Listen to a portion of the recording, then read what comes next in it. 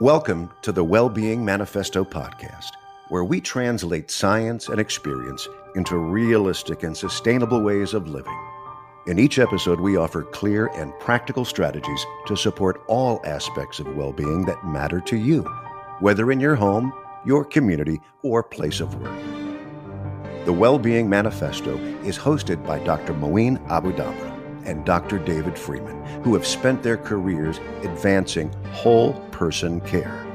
Join us as we focus on real lives and real change, with less hype, more truth, better living. Hello, everyone. Welcome, one and all, to another episode of the Well-Being Manifesto podcast. I am Moain Dabrh.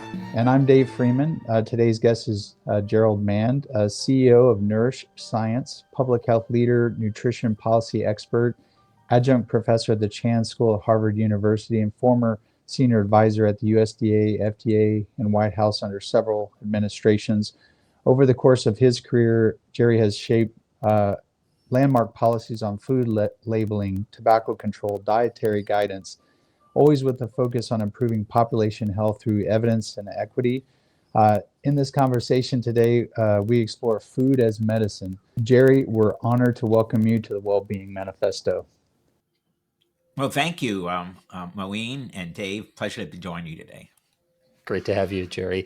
So, Jerry, what we like to do on the Well-Being Manifesto podcast is first, before we delve into the science and all the amazing expertise that you bring into it, is we want to get to know the person first. So if you can, and we jokingly say, sum all of your lives in just 2 minutes, just getting to know the life experiences that shape the person you are and where you are today. Sure. Well, I grew up in New England, Connecticut, and my mom was an amazing cook and really into food, and so it may have begun there. But my training, I went to college at the University of Connecticut. I was in the College of Agriculture and studied nutrition. And it's relevant. So I'll mention the reason I ended up studying nutrition was when FDA essentially banned red M&Ms because they banned red dye number 2. And I found that odd even at that point. I'm still not sure why I knew enough to find it odd, but it was because I thought food absolutely is, life. It's what causes health. And indeed, our food was more and more concerned that it was making us sick. But I really didn't think it was the red dye 2 that was the major problem.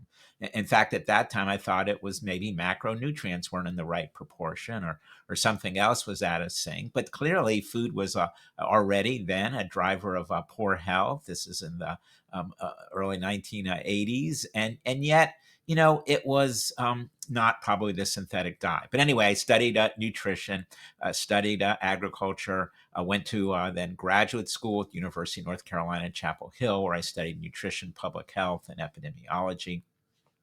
And continuing the theme of dyes, while I was there, I was a visiting scientist at the Food and Drug Administration, and in their food additive division. So I did that for a summer, got to see up close, still part of my pursuit to figure out what was going on with dyes and FDA sort of approach to food safety. And then actually the first job I got after that was with then Representative Al Gore, someone who's well known today, but then had recently been elected to the Congress. And he hired me because the system for regulating food additives wasn't working, in his opinion, and he wanted to update it. And particularly something called the Delaney Clause, which is a provision in the 58 amendments where the FDA started regulating food additives in a pre-market fashion, as opposed to chasing after problems after they got out there.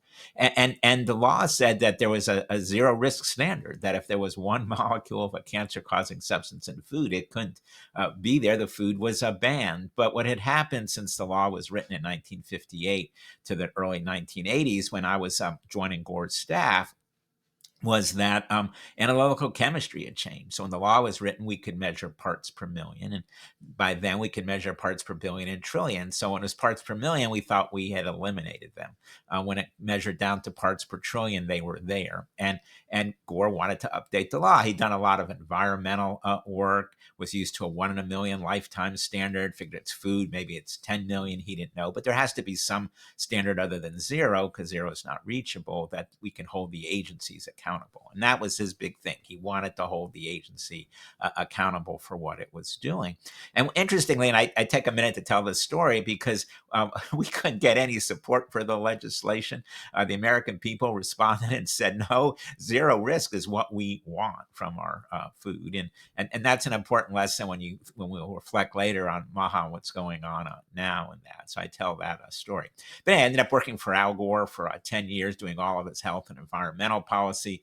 During that time, not only was he a representative, but he was a senator, ran for president in 88 and lost. And before he became vice president, I actually left. We had written legislation together to make the FDA commissioner confirmed by the Senate. And the first commissioner confirmed, Dr. David Kessler, asked me to join him once he was confirmed to work on the food label that I had worked on legislation. So I went to work for him at FDA.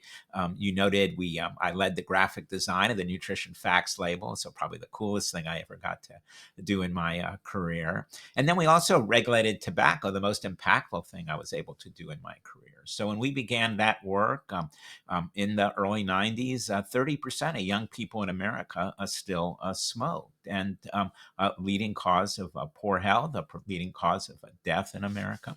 Today, that number's down to less than 2% kids smoking, and just an enormous public health success. We may touch on it later, but it's the one area where the U.S. leads the world in public health, and there are not many or any others maybe than that. So that was a very important as well. And in fact, brought together, it was something that Al Gore had always wanted to do. He had talked about his sister's death from smoking when he had run for a president. And so indeed, and this is the first time he ran in 88. And so indeed, we did regulate tobacco, and that was successful, and I'd worked for him. In 97, I moved over to the White House staff to work for Al Gore on actually cancer policy, but also continued to work on tobacco, food, nutrition, all areas of interest. Indeed, Gore, one of the other things why I applied to his office, he was really interested in sodium labeling. And then I went to work after Gore's office in the White House. I went and worked at OSHA. I was actually the deputy administrator of OSHA. Then after the 2000 election, where somehow Gore won but wasn't able to serve, I went to academia. So I joined David Kessler at Yale University.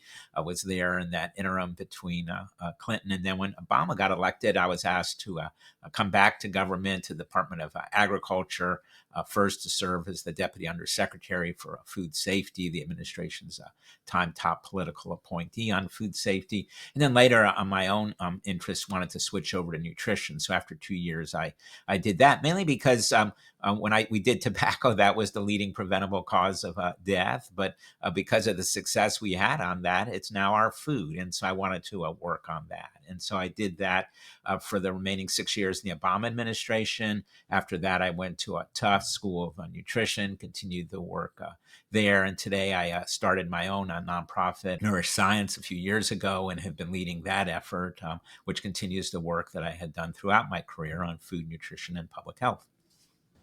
What an amazing bio, Jerry, and an honor to have you. And I wanted to I guess, centralize a theme, what we would say food as a systemic lever. You've argued that food is the single most powerful driver of health outcomes.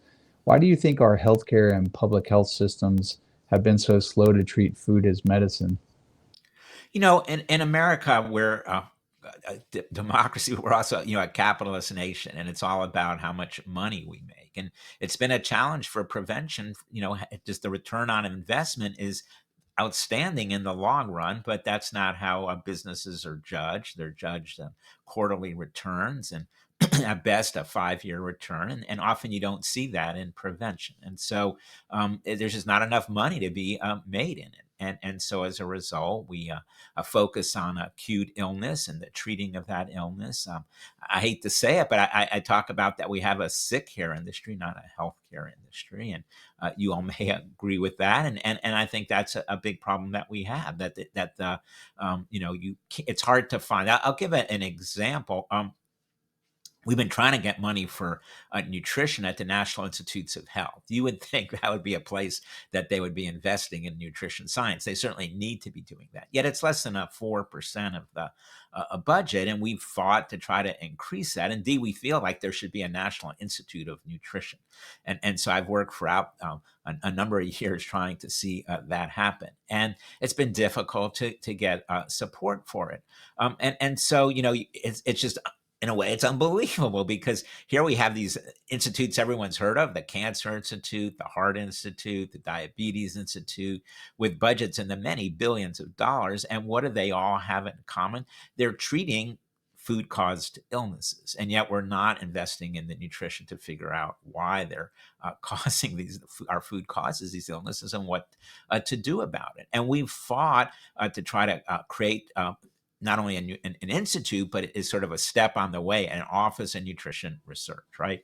The idea is that it would coordinate nutrition research throughout NIH. And we did that. And so there is this office of nutrition research. We weren't the first to get it started, but we moved it back into the director's office. It had fallen into disrepair. It was in one of the institutes, the Diabetes Institute. It was down to 4 staff people. It only had 1 PhD, wasn't even in nutrition. Now, let me put that into contrast. There's another office that was in the director's office, where we've now moved the nutrition office, an office of dietary supplements, something that's important to have. You would think that an office of dietary supplements might be a small part of an office of nutrition, but indeed, the Office of Dietary Supplements has 25 people, half of which are PhDs, and a budget of $28 million today, whereas the Office of Nutrition Research has a budget of $1 to $2 million. Now we try to get money for it. We got President Biden to ask for over $100 million for that office. We lined up the congressional support we needed, and then we still got nothing. It had passed the House with $40 million, the Senate with $25 million, and we got nothing. Well, I know some of the members of Congress who helped try to get it for us. They said, Jerry, look, we've done this a long time. When something like this happens, and what happened is, in the final conference, a Republican senator was in the room and said, I am not funding that Office of Nutrition Research. In fact, I'll hold up all the funding for the federal government unless we stop that Office of Nutrition Research. And they couldn't prove this, but the members I talked to, they shared the part of the story. As I tell publicly, look, we tried to get it. The money was in the bill, and the Republican senator, we can't name them, stopped us. But who was behind them? Why did they stop us? And they said, look, sometimes there are other priorities, but in this case, there's an industry behind it. And what we don't know is which industry. Is it the sick care industry? Is it the big food? Is it dietary supplements? But the thing I think your listeners need to know, and more Americans need to know, is there's a reason we're not investing in nutrition research and prevention. There's not enough money to be made in it for companies. And as a result, they not only don't do it, they actually actively block it. And that's something that needs to change. That's beautifully summarized. And I want to ask Jerry, what in your view would be the most urgent lever for system-wide change today, and where should we focus if we want real measurable improvements in cost and care then? Yeah, that's a great question. And for Nourish Science, it's our overarching objective. We've taken on that question. We have an answer, and here it is. We think the federal government needs to change its goal, its nutrition goal, to ensuring every child reaches age 18 at a healthy weight and good metabolic health. Now, there is a current nutrition goal. It's been there for decades. It's failed. And here's what it is. It's ensuring access to healthy options and information. Sometimes there are other adjectives added, affordable, equitable, other things that are all useful as well. But at a top line, it's just ensuring access to healthy options and information. You'll see it in the FDA website and materials, USDA, when their leaders speak and say, here's our goal. That's what they talk about it. Now, the problem with that, it sounds okay, ensuring access to healthy options and information. But we have to understand about that is that places the burden entirely on us to fix the problem. And for me, who spent most of my career in government, here's how that plays out, why it's such a problem, because the bureaucrats who are there to implement it, enforce it, go to a supermarket, they see a produce section, a protein section, food labels, and they say, well, we've done our job, and they feel good, go on. The goal was to ensuring every child reaches age 18 at a healthy weight and good metabolic health. They'd go, oh, blank, we're failing. And it would force them to rethink, to try other strategies to do that. So I think it is important. We've been trying to get traction on it. People say, well, Jared, that doesn't sound controversial enough in today's political world to make an issue of it. They want something more controversial. But really, I think if we set a proper goal with metrics, there's a statement, what gets measured gets done. And what we really want to do is focus on child health and make sure our children get to age 18 in a healthy way. This is very important. You raise the issue and the matter of how we put responsibility on the public and the individuals that we are asking them to decipher and make decisions about things that are often very complex, even for scientists and experts. So, Jerry, what do you think about the most underutilized policies or opportunities that could improve nutrition at scale? Well, I'm glad you asked that question. And I mentioned Nourish Science overarching goal of ensuring every child reaches age 18 at a healthy weight and good metabolic health. And we have 3 pillars to achieve it. The first is the investment in nutrition research. Today, it's less than 4% of the NIH budget, where almost all of the rest goes to treat the illnesses caused by our food. And so we need to invest a lot more in nutrition, and specifically, we need to double the nutrition budget. Today, it's just about $2 billion. That's an inflated number of what they're counting as nutrition research, but it really needs to be at least $4 billion, another $2 billion increase. We need to have a National Institute of Nutrition, and we should create that. We need to fund the Office of Nutrition Research in the meantime. That's there coordinating. It needs a budget of at least $120 million. And the fourth, we need to create a clinical trial center for doing actual clinical trials in nutrition. And so I don't know if you all have spoken about Kevin Hall, the NIH scientist who did some of the pioneering work on ultra-processed food. What made his research unique is he had beds at NIH where he enrolls people there. They live there, and you get to know 100% of what they eat. That's a critically important thing, and we need that kind of facility. Today, we just don't have it. And even what Kevin used was limited to a couple beds. We really need at least 20 or 50 beds dedicated to that work. So that's the nutrition research. That's one pillar. The second is we need to regulate what I'll call ultra formulations. These are the ultra processed food, the intersection with high fat, sugar, salt foods from the old nutrient paradigm that we still use. But there's this new paradigm about processing that has equally important to consider along with the longstanding nutrient paradigm. And we need to regulate that. The law requires it. It's in the law. We don't need a new law. We'll talk about that later. But the law allows it. That's the second pillar. The government agencies need to regulate, not just say we need to do stuff. And then the third is we really need to use USDA's most powerful lever, the SNAP program, to change the way people eat. And we don't do that today. It's actually something I give the new administration a high marks on. For 6 years, we tried to get one state to do a pilot where they might restrict what people can buy with SNAP, and we couldn't get a single state to do that. The current Secretary, Brooke Rollins, has gotten 12 states in 6 months, including Democrat and Republican states. And it's a remarkable step of using it as a lever and something we might discuss more, but I think it's an important step as well. So those 3 things, overarching goal, children, but then the next 3 things, nutrition research, using government's regulatory powers, and using the lever of a SNAP. Fantastic. And Jerry, I'd like to ask just on that topic of industry influence and accountability. Critics argue that the food industry's lobbying undermines meaningful reform. From your perspective, what real accountability for industry would look like, and is reform possible without it? It'll be tough if we don't. But here's the thing: the law already provides it, so we don't need another law. One thing that would be great if people know Citizens United and repeal that helps with that sort of turbocharge the industry and all industries' power and run the American political system. And so powerful industries, the sick care industry, the food industry, even dietary supplement industry, are able to use that provision in the law to pour unlimited amounts of untraceable money into campaigns to create their political power. But even setting that aside, even that with that in place, which will be very difficult to remove, the law is on our side. And so, if you don't mind, I'll go back just briefly in history, or it's a while back.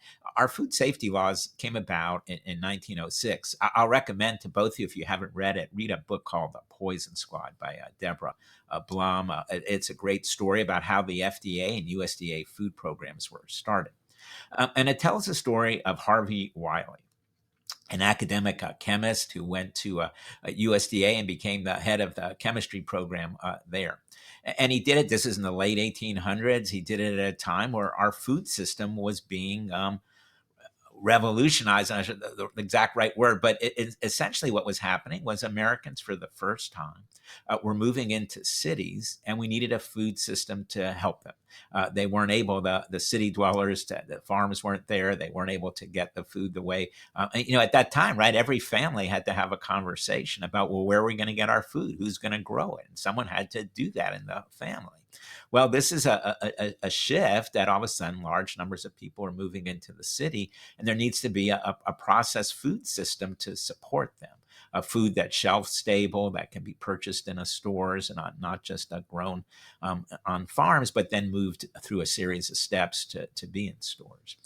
And so Wiley was concerned that there was this new industry, a processed food industry, but it had partnered with another brand new industry that was new to American commerce at the time, a chemical industry, the use of chemicals in commerce. And the two industries, the food industry and the chemical industry, got together. And I'll give you an example. Well, when we grow the green beans, they're great and they look good, they taste good. But when you put them in a can, they kind of lose a lot of their appeal. They turn olive green, they're mushy. And so they found out, well, if you put copper sulfate, a chemical, in there, they'll stay bright green. But it'll also make you sick and might kill you. And so that we were at a period of time where there was no regulation. Companies could add whatever chemicals they wanted to. And Wiley hypothesized that it was making us sick. And so he began an experiment at the Department of Agriculture, and the building that's still there in the basement that I walk through every day when I work there. He got a group of USDA employees, all healthy men at the time, and the press dubbed them the Poison Squad, because he fed them in the cafeteria every day, and he fed them food laced with these chemicals, and then he measured what happened to their health, and he found out his hypothesis was correct, that these additives that were being routinely used was making us sick. And then he had the good fortune. He wasn't making much progress on this, but Teddy Roosevelt became president, was eager to take on big industries.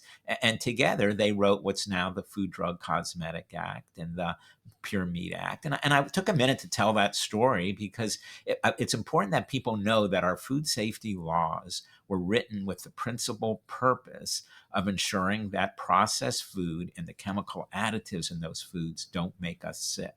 And they have all the authority they need. That starts with something called the adulteration clause, which Wiley wrote, which says that any substance, so anything that's in food, whether you add a chemical or even if you create one, if you take the whole grain and you refine it so intensely that it's taken on all new properties and use extrusion, other things that completely change it, that really creates a new substance as well in our food that doesn't occur in nature, that you've made through your processing. So any substance, a chemical or through processing, that may, and I'll underscore the word several times, may render a food injurious to health, can't be in the food. It's banned. And then in the 1958, we added the food additive amendments to FDA to give them more pre-market authority. And that, it emphasized it even more and said that, you can't have it. There has to be reasonable certainty of no harm before you put any new additive in food. And so the law is there, it's just not being enforced. And the reason it's not being enforced is we haven't had the kind of leadership we need, the kind of leadership that FDA had back when we regulated tobacco. We had a David Kessler, Al Gore together. They were really the forces behind the success in regulating tobacco and reducing youth smoking from 30% to today less than 2%. We have the laws in place we need to ensure that our food's not making us sick. The question is, will we have the leaders we need? Now, RFK Jr. and Marty McCary are sort of auditioning for the roles that David Kessler and Al Gore played on tobacco, and we're going to have to see if they're up to that task.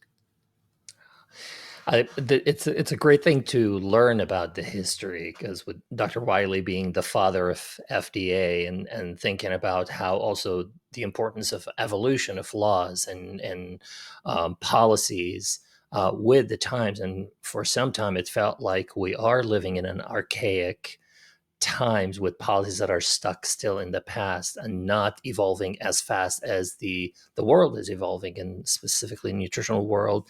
And maybe part of it you brought up earlier is the insufficient funding and attention that the nutritional science is receiving, or lack thereof. So it's really important to learn about that history, and I appreciate you bringing that up and sharing it.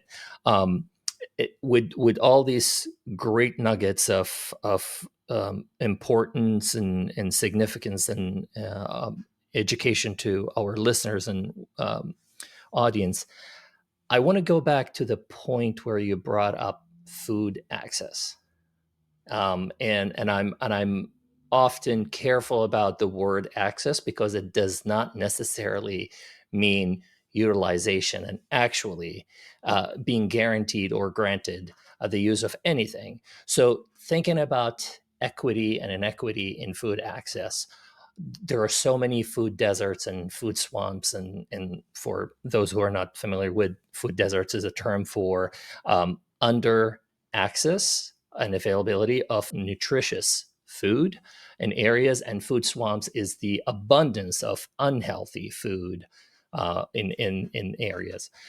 These two remain a reality in many, if not the majority, of the U.S. And U.S. communities and around the world. So, what would it take, in your opinion and expertise, structurally, financially, on policy levels, what would it take to address these inequities?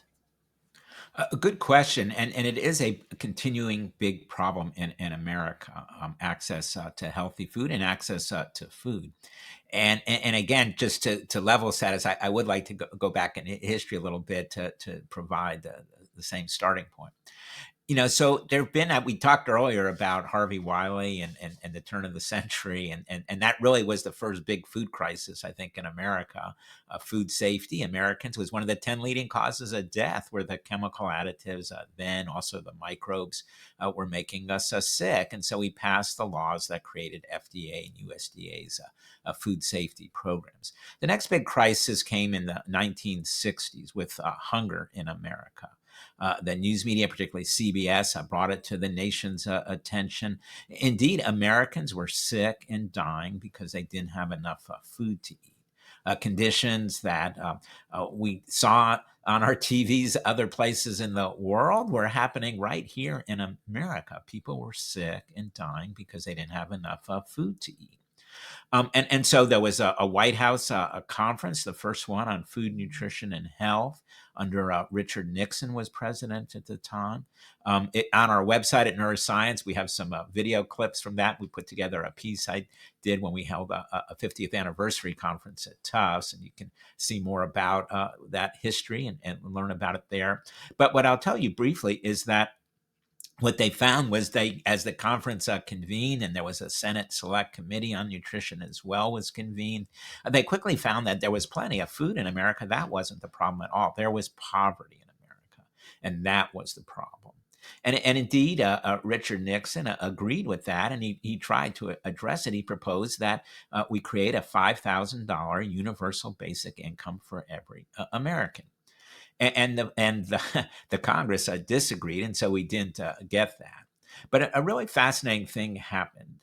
At the time, the advocates that were really pushing for the addressing the poverty problem, there was an anti-poverty movement, and they had a really important insight, which I think does still hold true today, which is, you know what, Americans really just don't care about poverty, and what they care about was hunger. And so they made one of first two really important changes in their approach. They rebranded. They were no longer going to call themselves anti-poverty. They were going to call themselves anti-hunger. But the second thing they said is, gee, we need a lot more political power. And so, because we had Richard Nixon on our side and it wasn't enough. So it's just going to take more political power.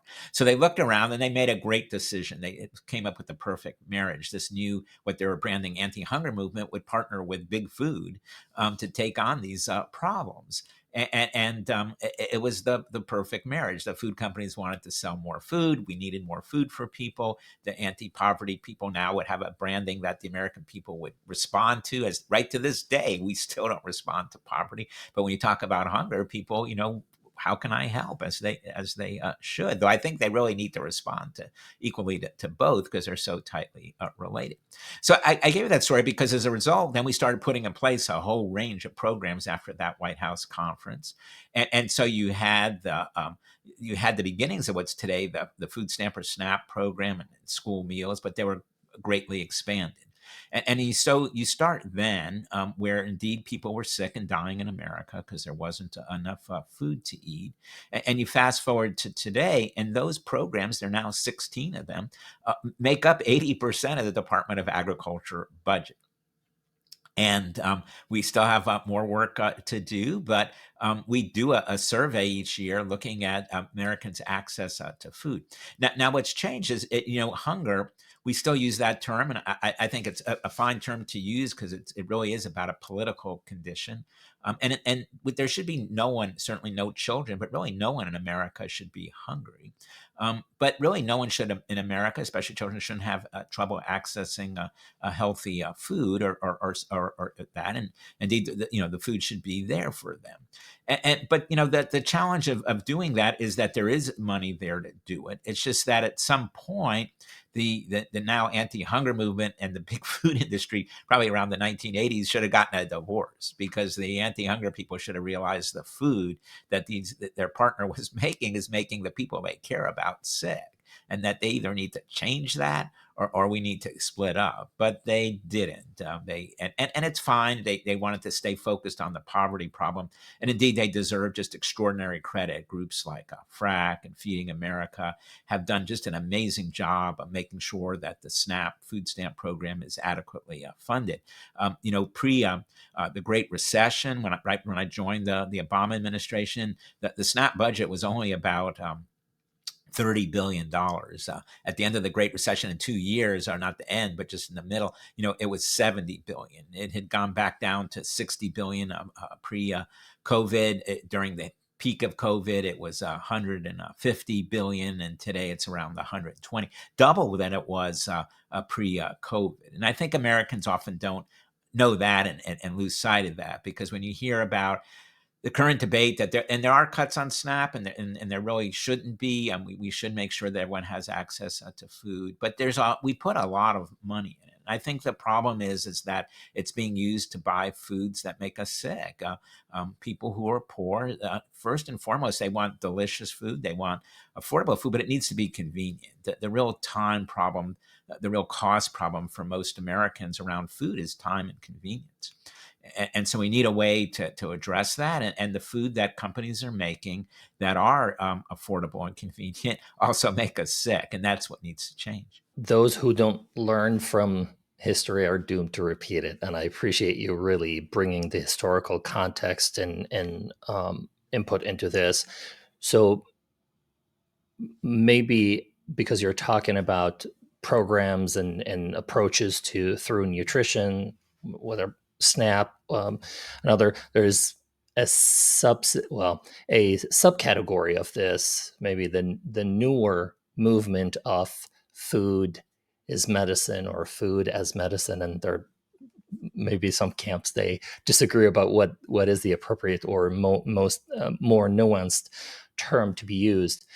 And food as medicine programs are medically tailored meals to provide to population to support certain health goals or improving health overall. Can you talk a little bit more about that for our audience to be educated about it, and also just learn how is that going to support these approaches that you mentioned? How the food as medicine and medically tailored meals might help.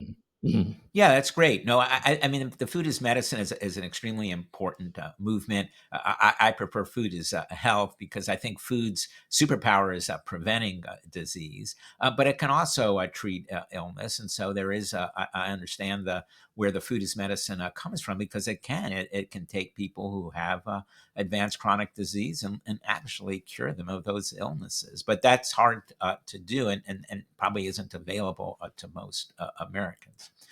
So I think we do need a food as health movement. It needs to begin with prevention. So first and foremost, we need to make sure that we're doing what we can to prevent these illnesses, because once they occur, they become so difficult to treat. But you mentioned medically tailored meals, and that's something that came out of the experience with the HIV/AIDS and some of the groups that were working, and Ryan White with that community, and they perfected a model where they showed that bringing meals to people really did improve their health. And as progress was made there, and they started looking at, this seems to be a model that would work in other areas, they applied it particularly to people that have chronic heart failure, and where too much sodium in their diet might trigger them to end up in the hospital. Indeed, the typical patient with that illness, and I've had folks in my family with that. If you don't manage their sodium in a really precise and careful way, they're back in the hospital. Indeed, over half of patients typically do end up back in the hospital. But in the controlled studies, when you put them on a medically tailored meal, they could reduce that from half to literally zero. If you could simply maintain the sodium level in the food, it meant really giving them all their food, because if they bought any food in our food system, it would have too much sodium.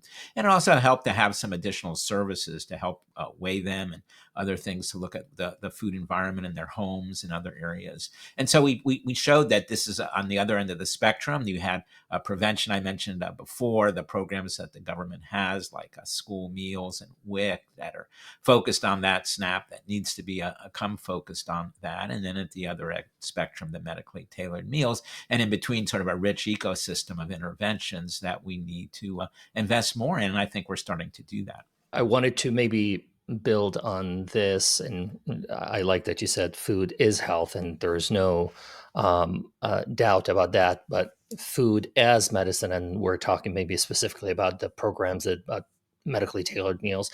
How do you think that we can ensure that these are not, uh, uh, that they can be scalable and sustainable as part of healthcare, and really in transforming sick care to healthcare? That's going to be a big challenge, is how to make these programs scalable, and because food is, I don't want to say it's expensive, but in today's food ecosystem, buying the kinds of meals often requires scratch cooking. There's just not the kind of, and again, it shouldn't be that way. And in fact, the law prohibits it. And so if we simply enforce current law, imagine a grocery store of the future where all the packaged, highly processed foods are there. It's just that you can eat them as intended and you'll thrive on it. That's what the law requires. That's what food is. We should thrive on it. And we need to have that. So people who need affordable, convenient, delicious options, there's a fourth piece of it. And you get that, and it's going to be health. The problem is in our food system, while the consumer demands taste, cost, convenience, and health, the corporations are delivering taste, cost, convenience, and profits for them. And so I think that's a key challenge. I think that in the existing system, it's going to be very difficult to give people the kind of, not everyone, people with good health insurance, with the resources, can get a program like medically tailored meals and have that work for them. But for many Americans, and probably most, and particularly low income Americans, it's a hard reach because the cost of providing food is so expensive in our food system. It shouldn't be. That's why we have to start there and fix that. It's just on today's food system, the ability to provide a healthy meal often requires going out and purchasing the raw commodities, which really aren't that expensive. People often think they are, but actually, to digress a second, when I was in the Department of Agriculture, people always say, well, produce is just too expensive. And so we said, in fact, there was a famous USDA study that said that, right, that the most expensive food was produce. And we went back and we asked the USDA to the people there we were working with, what about that study? We'd like to review it with you. We found that it's because they were measuring on a per calorie basis. And so what was the cheapest food? Because that's, you go back to the 1960s, the problem we faced then was hunger, the kind of hunger where people were acutely ill and could die. And the problem is just getting people calories. And so we were fixated for decades on just getting people enough calories, maybe protein, some, micronutrients and things like that. And so when you measured food on a per calorie basis, produce is really expensive. But if you fast forward to the world we live in today, while there's still poverty, because of the 150 billion through 80% of USDA's budget we spend every year, you really don't. There aren't people in America who are sick and dying because they don't have enough food. There's poverty, which is just a horrible condition in itself and causes people to be sick. And I don't want to minimize that at all. But it's different than what's happening now. You don't have people who are sick because they don't have enough calories, protein, micronutrients. That was occurring in the 1960s. It doesn't occur today. And so we need to have systems to do that. So we had them redo the study, and we had them do it on a volume of food instead of per calorie. And it turned out that produce in season is the cheapest food. And a McDonald's burger that was one of the best values on a per calorie basis was not so good on a volume basis. And that's how we fill up in today's world. And so it's not that the ingredients, I think that's something that people need to get updated on is that going to the store and buying the ingredients to scratch cook meals really isn't that expensive in season if you shop it sort of for products in season. The real barrier that can't be overcome by many Americans, particularly low income, is the time cost then to translate those ingredients into a meal. And it's the time cost, it's the knowledge cost of knowing how to do it, it's the equipment cost of having all that equipment to do it, the working oven, the kitchen, the refrigeration, all of those things. And so it's that cost of time and related to that to prepare meals that makes even a medically tailored meal hard for people to access unless someone's paying for it. And I think a big challenge for the food as medicine movement is it's going to turn out that, this makes a great deal of sense. Indeed, from a patient perspective, this is a winner, is providing these meals. But it's not going to be cost savings, and it's going to be at least equal to, and might cost a little bit more. If your problem is obesity, it's just going to be, right now they're expensive, but it's going to be hard to beat the cost of a GLP-1 with a scratch cooked meal or other kinds of meals. So we need to change the food ecosystem so the meals that are being sold in our grocery stores, particularly the highly processed meals, are food that if we eat as intended, we thrive on. We can do that. We'll need to do it in the future because of climate change, and maybe we'll go to other planets. But 1,000 years from now, if there's still humans, it's because we've mastered the art of manufacturing, making man-made food that we thrive on. But today, that's not a concern. We have plenty of food around us, but the companies are just focused on profit, not health. And we need to change that. The law requires it, but we need leaders who enforce it. Yeah. Food as medicine is effective. There are a lot of studies now and trials, and there's an existing evidence already that shows its impact. And it is also not without its own challenges. As you mentioned, there is this uphill battle in general for public health in terms of education, access, ecosystems, agriculture, policies, all of these. So really, as we are thinking about food as medicine to support, especially certain populations, whether they have insufficient access or they are experiencing chronic conditions, living with chronic conditions, and they need support through that. we ought to think about those solutions in parallel in some ways, whether the public health or through these medically tailored programs. Yes, I agree. I think, Jerry, this is fantastic. I think critics, I think this food is medicine concept. How would you, again, frame do you think is it overhyped? And, can these food programs only go so far? And what is your response to that? Well, the reason we need a food as medicine program that works is because of how sick Americans are because of our food. And it's really extraordinary. And, Americans have the shortest lifespan of any of the wealthiest countries on earth. How can that be? But yet, and not only are we dead last, but we're sort of a standard deviation dead last. Now, this changed in the 1980s. We were in the middle of the pack. We started drifting down below everyone else. But pre-COVID, we were already, we had 3 years in a row. This had never happened where lifespans, not only we were last, but our lifespans were getting shorter year over year. And this is all because of our food. But not only do we have the shortest lifespans, that should be a 4-alarm fire for everyone, but our kids are sick. And a third of children in America today have a chronic disease or the advanced markers of chronic disease. 20% have obesity. You have adult onset diabetes. When we were growing up, that's what it was called. Now it's called type 2 because, it's so common in kids. Fatty liver disease. A pediatrician would never see that in their entire career. The last decade, children are the fastest growing group. And so we need a way to treat all of this illness. And it's our food. The food is making us sick, and we need instead to use food to make us well.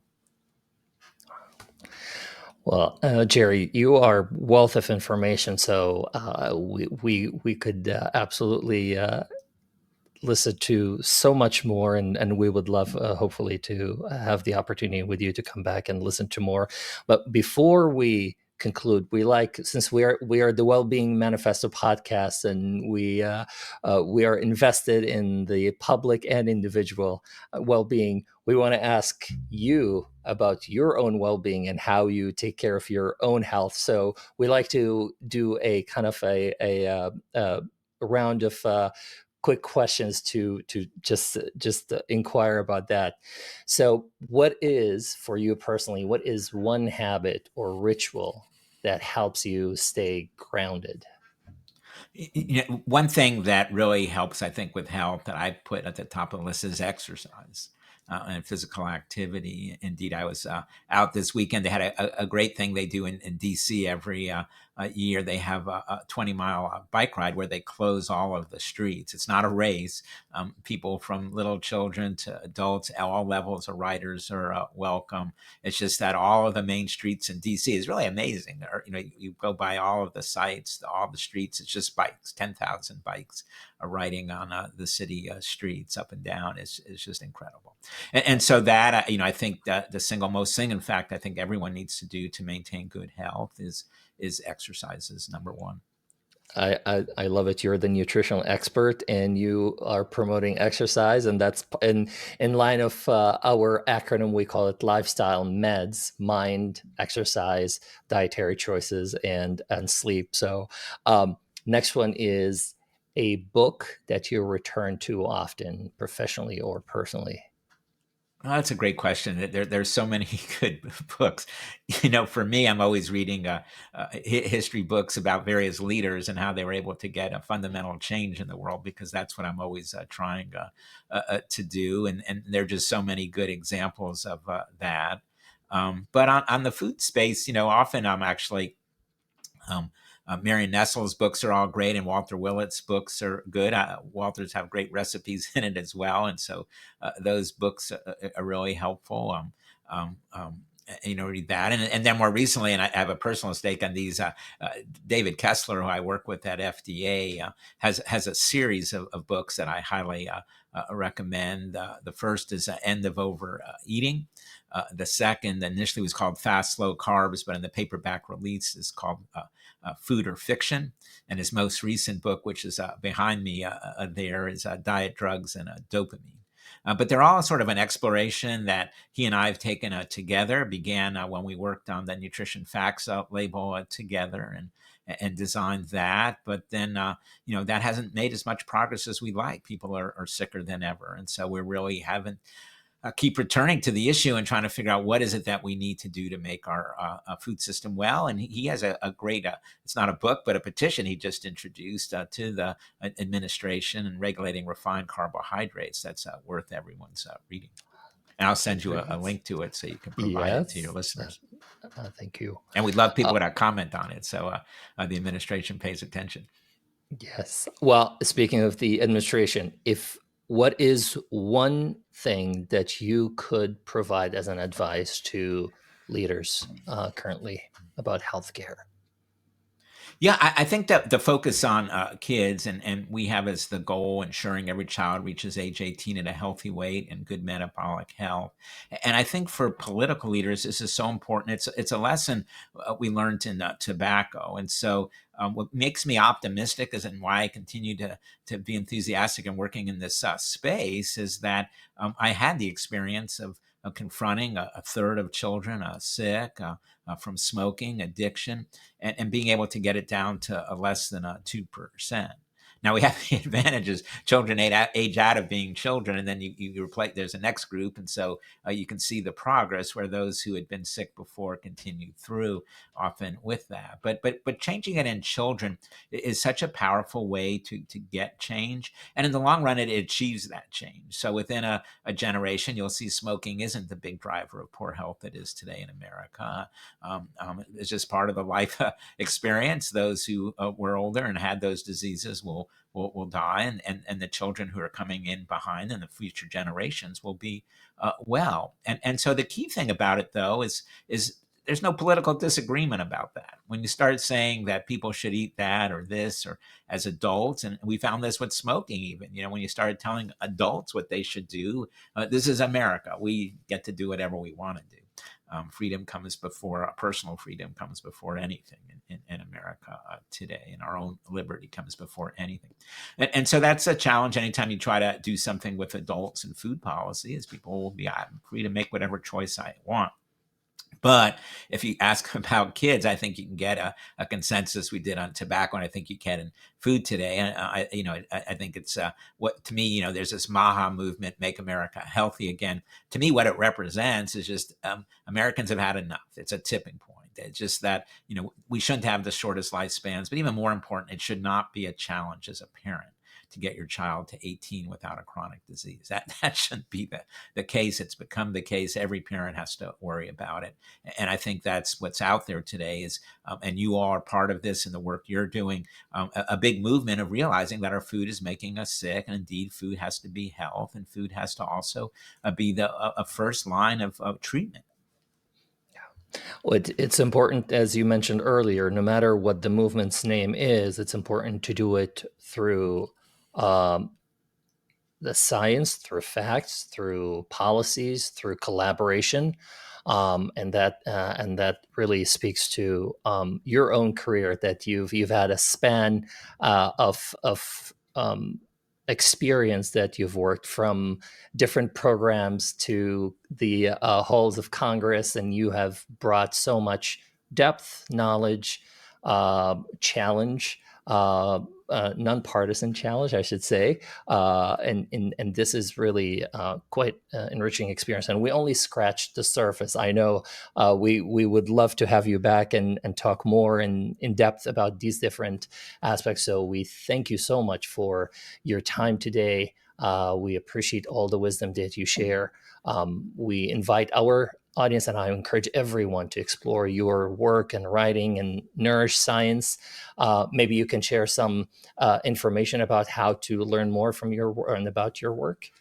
Yeah, so we have a website, nourishscience.org, Nourish Science, one word. It lists a lot of the things I spoke about today. You can see a video that actually Public TV did from the book Poison Squad, and you can see a little bit about Harvey Wiley was able to change the food system then.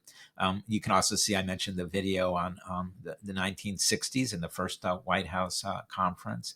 We define the problem on the site and list some of the strategies. We also have a recently passed study. We talked earlier about access to food. The good news is there's a little, it's not perfect, but 95% of Americans have food security.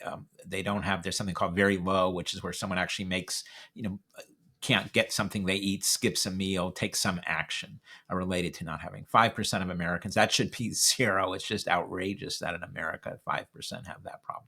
But we just did a study looking at diet quality in America using the government's best research and data and scoring.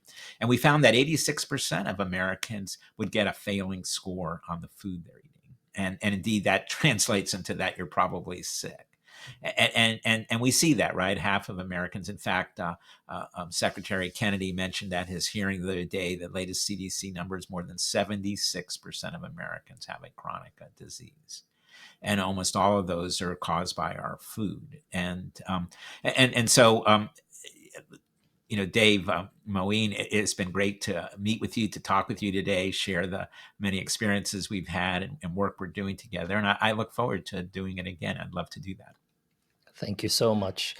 Until next time, from Dave and me, inward with courage and outward with compassion. Thank you. Thank you both. Thank you for joining the Well-Being Manifesto podcast. Be sure to subscribe, like, and leave us a comment or review. To learn more about this discussion, visit thewellbeingmanifesto.com. And remember, inward with courage, outward with compassion.